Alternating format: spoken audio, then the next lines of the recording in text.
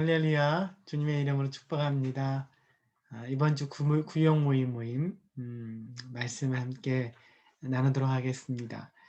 아, 오늘은 여로보암에 대해서 말씀을 나누겠는데요.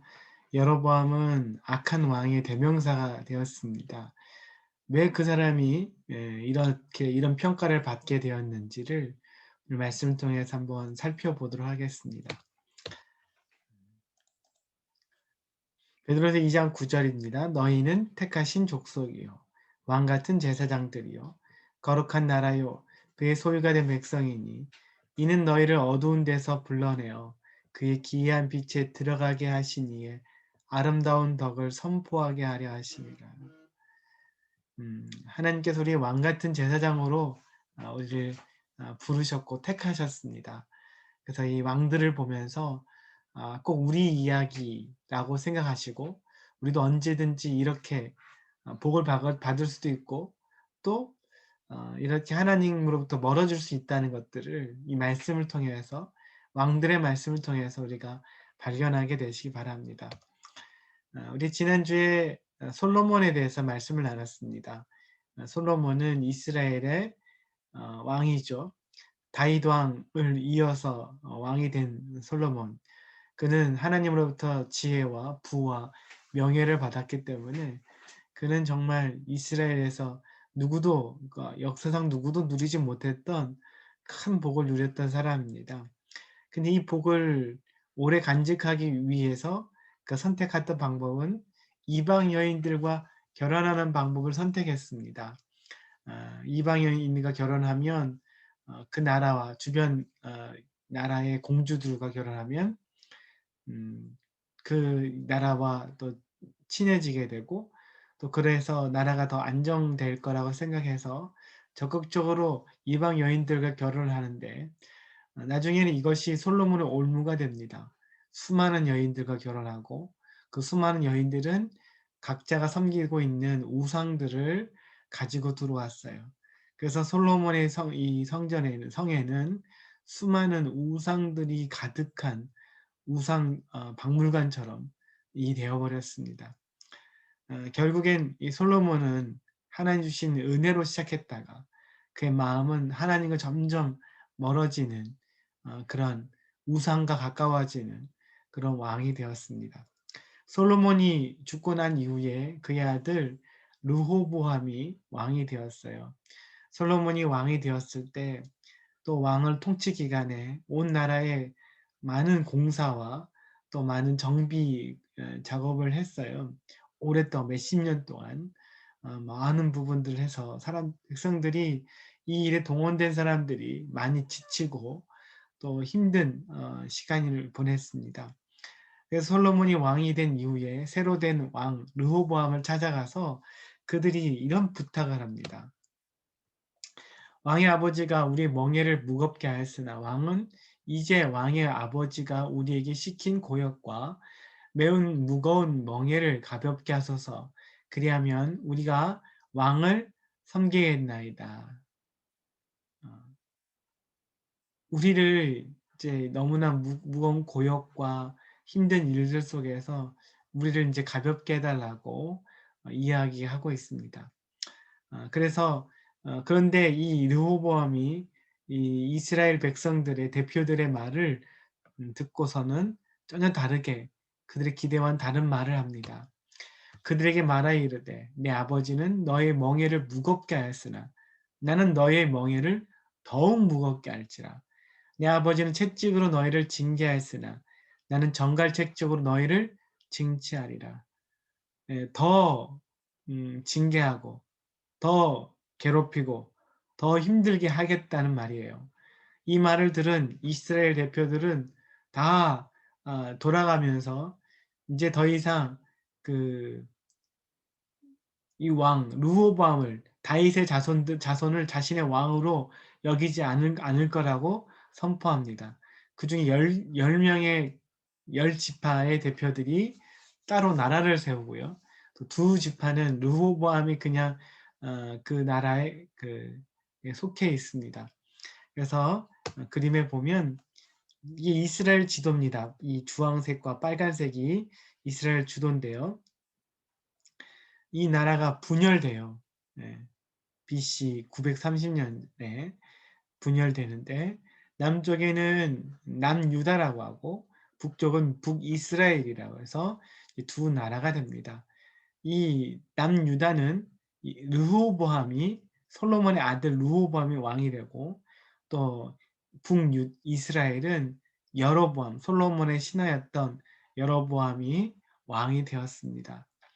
이렇게 솔로몬이 죽은 이후에 나라가 둘로 나눠지게 된 거예요. 이렇게 나눠졌을 때 하나님께서 이스라엘 왕인 여로보암에게 찾아와서 말씀합니다. 어떤 말씀을 하냐면 이런 약속을 줘요.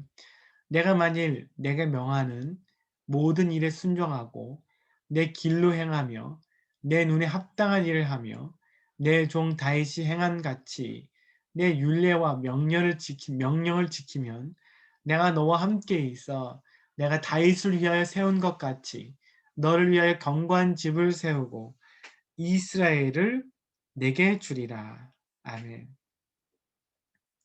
하나님이 북이스라엘의 왕이 된 여로보암에게 이런 약속을 합니다. 이 약속은 다윗에게도 준 약속이죠. 다윗은 이 말씀을 잘 지킴으로 하나님의 놀라운 복을 받았어요. 그런데 이 복을 또 이 말씀을 여로보암에게 하고 여로보암도 이 말씀을 잘 지키면 어떻게 한다고요? 다윗을 위하여 세운 것 같이 너를 위하여 견고한 집을 세우겠다 라고 말씀하고 있습니다. 여러분 하나님은 공평하시고 동일하신 하나님이에요. 어제나 오늘이나 영원하신 하나님이십니다. 어제 말씀이 다르고 오늘 말씀이 다른 게 아니에요. 그 말씀이 여전히 변함이 없습니다. 과거 이스라엘 백성에도 그 말씀이고요. 신약의 제자들에게도 그 말씀이고 오늘 우리에게도 그 말씀입니다. 우리가 그 말씀에 순종하느냐 아니냐에 따라서 우리 삶 속에 주시는 하나님의 은혜를 누리는 정도는 달라지게 되는 겁니다. 여러분 하나님의 말씀과 하나님의 약속에 여러분 순종으로 반응하시기를 주님의 이름으로 축복합니다. 하나님의 말씀에 여러분 어렵지 않아요. 하나님께서 우리에게 어려운 말씀을 준 게 아니죠. 비밀스러운 말씀을 누구 특별한 사람에게 준 게 아니에요. 모든 사람에게 성경을 통해서 오늘 우리에게 말씀하십니다. 하나님 말씀의 명령에 말씀에 순종하는 삶을 살기를 원하세요. 그럴 때 하나님 우리 삶에 놀라운 은혜와 복을 줍니다. 그 약속은 지금도 유효하고 다윗에게 주신 은혜는 지금 오늘 우리에게도 유효한 말씀입니다. 여러분 특별한 말씀 우리에게 필요한 게 아니에요. 그렇기 때문에 이미 알고 있는 하나님 말씀 이미 여러분에게 성령님이 감동을 주시잖아요. 어떻게 살기를 여러분 아시잖아요. 어떤 예배를 드려야 될지도 아시잖아요. 그렇게 사시는 거예요. 그렇게 여러분 순종하시는 겁니다. 그것이 바로 우리가 신앙생활을 잘하는 방법이고 하나님의 은혜를 누리는 방법입니다. 여러분 우리 하나님은 어렵게 만들지 않으셨어요. 비밀로 만들지 않으셨어요. 주님 말씀에 온전히 믿음으로 순종함으로 하나님의 은혜를 여러분 누리시기를 축복합니다. 근데 여로보암에게는 두려움이 생겼어요. 불안함이 있습니다. 무엇이냐면 이스라엘 백성들은 하나님을 예배하는 백성이잖아요.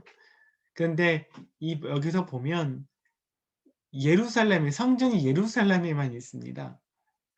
이스라엘 백성 1년에 3번 예루살렘에 올라가서 하나님께 예배를 드렸는데 이 예루살렘이 지금 남쪽 유다에 있는 거죠. 이 지역에. 그래서 이스라엘 백성들, 여로보암의 이 백성들이 예배를 드리기 위해서 매년마다 남유다로 내려가서 나면 거기에서 르호보암을 만날 거 아니겠어요? 그러면 그들이 르호보암의 또 말에 넘어가고 또 그 르호보암을 또 좋아하는 사람이 생기게 되면 자기를 죽이고 또 다 르호보암에게 돌아갈 거라는 두려움이 생겼습니다. 그래서 하나님은 그 르호보암은 이스라엘 백성들이 남쪽으로 내려가지 못하도록 좋은 방법을 생각해냈어요. 그것은 바로 뭐냐면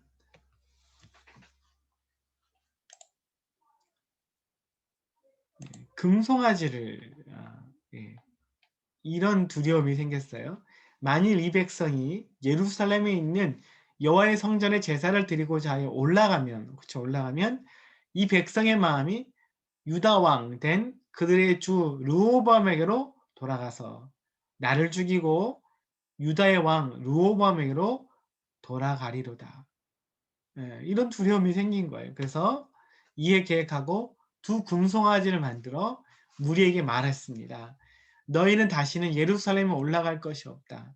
이스라엘아, 이는 너희를 애굽 땅에서 인도해낸 올린 너희의 신들이라 하고, 르호보암이 금송아지 상을 만들고 이 북이스라엘의 이 남쪽에 있는 베델과 북쪽 끝에 단에 이 두 곳에 신상을 만들었습니다. 제단을 만들고 그 위에 금송아지를 올려두었어요. 그리고 백성들이 말해요. 너희들은 이제 예루살렘 내려갈 필요 없어. 왜냐하면 우리 가까운 곳에 우리 좋은 이제 제단이 있고 뿐만 아니라 이 금송아지는 우리를 애굽에서 인도하는 여호와다.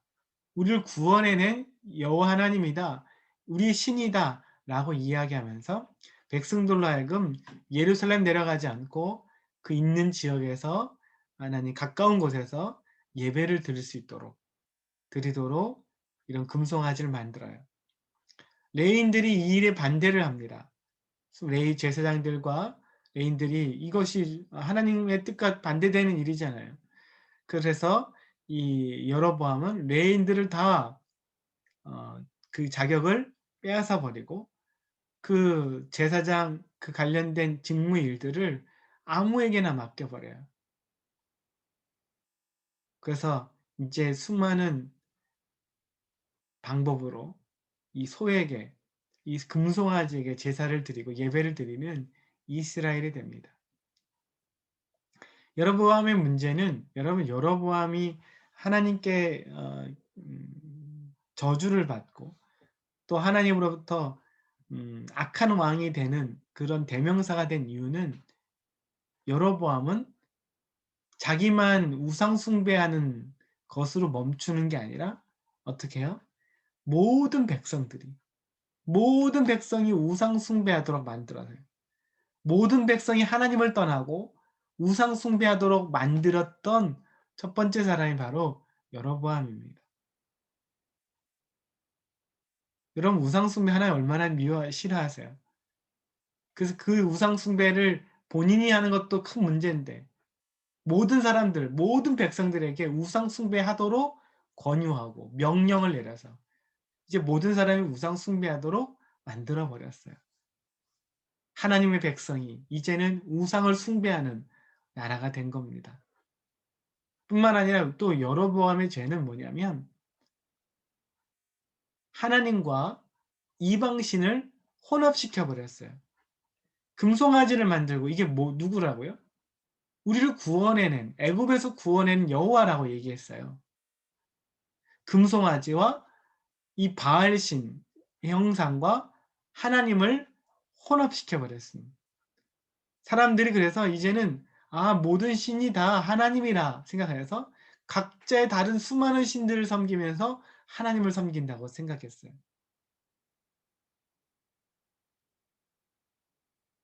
혼합 종교. 하나님을 믿지만 하나님을 이것저것에 다 이름을 붙여버렸습니다. 절에도 붙이고 이슬람에도 붙이고 힌두교에도 붙이고 천주교에도 붙이고 다 뭐 하나님의 교회 다 하나님 이름 붙여버려서 다 똑같은 하나님이라고 이런 식으로 다 만들어 버렸어요. 그래서 그들이 이제는 하나님을 섬기는 것처럼 보였는데 수많은 우상을 섬기는, 우상을 겸하여 섬기는 그런 백성들로 여로보암을 만들었어요. 여로보암은 또 문제는 하나님께 이 예배를 변질시켰습니다. 하나님께 드려야 될 예배를 여로보암이 변질시켰어요. 자기 마음대로, 자기 편한 대로, 자기가 쉬운 방법으로 가까운 곳에서 예루살렘에 가야 될 사람들이 가까운 곳에서 예배드리고, 이제는 이 신상이 더 가까운 곳에 필요할 거 아니에요. 중간에 있는 사람은 양쪽으로 흩어져야 되니까. 그래서 이 신상을 그냥 나라 곳곳에 다 만들어 버려요. 가까운 곳에서 그냥 너희 편한 대로 예배 드리라고. 그들이 예배가 자기 위주로 하나님을 위한 예배가, 하나님을 기쁘시게 예배를 기쁘시게 한 예배가 아니라 자기를 위한 예배, 자기가 편한 예배, 자기가 좋은 예배로 예배를 바꿔버렸어요. 그래서 이제는 하나님과 상관없는 예배, 자기가 주인 되고 자기가 위로받고 안도함을 받는 그런 예배를 만들어낸 겁니다. 여러분, 하나님께서 이 여로보암을 나중에 책망하시고 여러분의 아들이 죽고 이 여로보암의 집에 사는 모든 사람들이 다 죽임을 당합니다. 비참하게 죽임을 당하게 돼요. 사랑하는 성도 여러분, 여로보암의 이야기가 우리 이야기가 되지 않게 되기를 바랍니다. 하나님 말씀에 여러분 순종하실 수 있게 되길 바라요. 이미 하신 말씀에 순종하셨으면 좋겠습니다. 그리고 하나님과 우상을 겸하여 섬기지 않게 되길 바라요.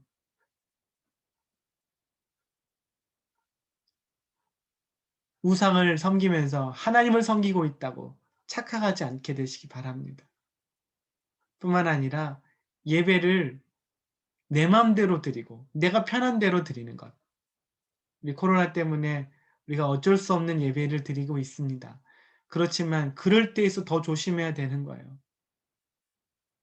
예배가 무너지면 안 됩니다. 예배의 주인이 여러분이 되어서는 안 돼요. 하나님이 되셔야 합니다. 진짜 가정에서 예배를 때 더욱더 조심히 예배 드리시고 우리 마음이 정말 하나님을 향할 수 있도록 예배 드렸으면 좋겠어요. 그냥 이 예배가 그냥 나의 의무를 다하는 내 어떤 할 일을 해야 되는 그걸 하고 넘어가는 그 정도의 수준의 예배가 아니라 하나님을 만나고 하나님을 높이고 찬양하는 그런 예배가 되셨으면 좋겠습니다. 코로나 시대에 여러분 우리 예배를 돌아보시고 우리 마음에 하나님 외에 다른 신들을, 다른 우상들을 우리가 섬기고 있진 않은지를 다시금 점검해 보시기를 예수님의 이름으로 축복합니다. 질문하겠습니다. 그럼 첫 번째 질문입니다. 여로보암의 죄 중에 여러분은 가장 큰 것은 무엇이라고 생각해요? 여러분의 여로보암의 죄 중에 가장 큰 잘못은 여러분 무엇이라고 생각합니까? 두 번째, 당신은 하나님께 어떤 예배를 드리고 있습니까? 나를 위한 예배를 드리고 있어요? 내 편의를 위해 드리고 있습니까? 하나님이 기뻐하시는 예배를 드리고 있습니까? 하나님 여러분의 예배를 보면 지금 어떻게 말씀하고 계시겠습니까? 다시 한번 점검해 보시고 또 다시금 우리 예배를 세우게 되기를 다시금 바로 정립하기를 예수님의 이름 축복합니다. 기도하겠습니다. 사랑의 하나님 감사합니다. 오늘도 여로보암의 이야기를 통해서 또 우리가 하나님의 어떤 사람인지 어떤 존재인지를 다시 한번 돌아볼 수 있게 하여 주옵소서. 하나님 말씀을 온전히 지키고 또 주의 말씀을 따라감으로 하나님의 복을 누리는 귀한 은혜를 허락하여 주옵소서. 뿐만 아니라 우리가 하나님께 드려야 될 예배를 다른 신에게 드리지 않게 하시고 예배를 또 우리 마음대로 입맛대로 바꾸어 버리고 그렇게 때우는 식의 예배가 되는 것이 아니라 온전한 마음이 담긴 우리의 영혼이 담겨 있는 귀한 예배를 드릴 수 있도록 우리 삶을 축복하여 주옵소서. 감사합니다, 주님. 예수님의 이름으로 기도합니다. 아멘.